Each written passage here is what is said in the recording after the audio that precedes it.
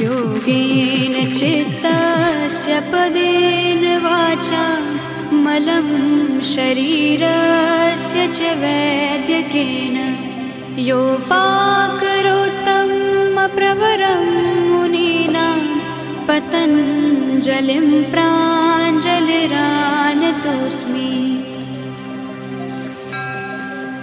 योगेन चित्तस्य पदेन वाचा मलं शरीरस्य च वैद्यकेन योपाकरोत्तं प्रवरं मुनीनां पतञ्जलिं प्राञ्जलिरानतोऽस्मि। योगेन चित्तस्य पदेन वाचा मलं शरीरस्य च वैद्यकेन योपाकरोत्तं प्रवरं मुनीनां पतञ्जलिं प्राञ्जलिरानतोऽस्मि। योगेन चित्तस्य पदेन वाचा मलं शरीरस्य च वैद्यकेन योपाकरोत्तं प्रवरं मुनीनां पतञ्जलिं प्राञ्जलिरानतोऽस्मि। योगेन चित्तस्य पदेन वाचा मलं शरीरस्य च वैद्यकेन योपाकरोत्तं प्रवरं मुनीनां पतञ्जलिं प्राञ्जलिरानतोऽस्मि। योगेन चित्तस्य पदेन वाचा मलं शरीरस्य च वैद्यकेन योपाकरोत्तं प्रवरं मुनीनां पतञ्जलिं प्राञ्जलिरानतोऽस्मि।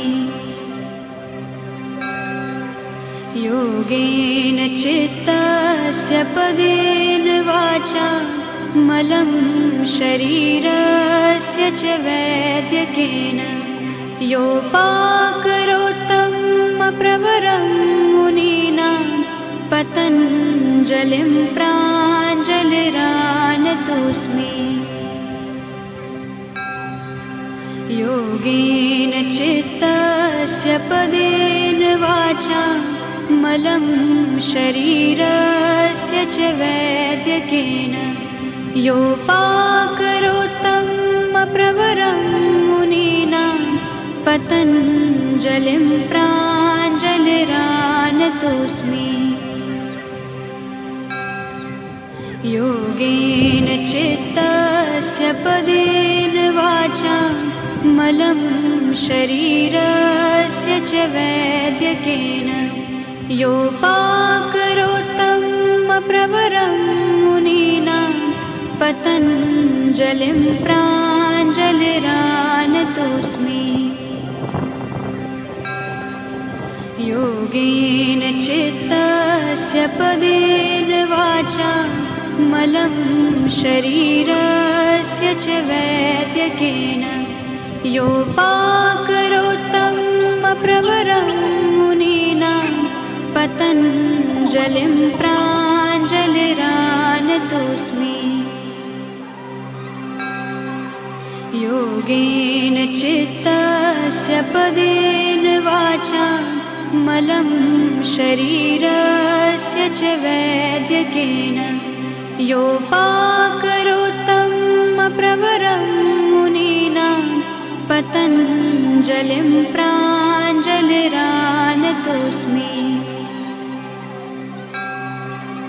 योगेन चित्तस्य पदेन वाचा मलं शरीरस्य च वैद्यकेन योपाकरोत्तं प्रवरं मुनीनां पतञ्जलिं प्राञ्जलिरानतोऽस्मि।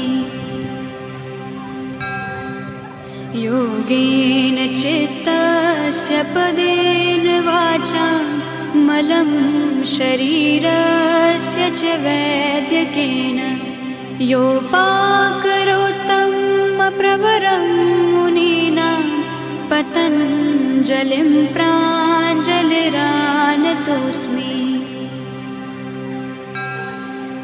योगेन चित्तस्य पदेन वाचा मलं शरीरस्य च वैद्यकेन योपाकरोत्तमप्रवरं मुनिना पतञ्जलिं प्राञ्जलिरानतोऽस्मि।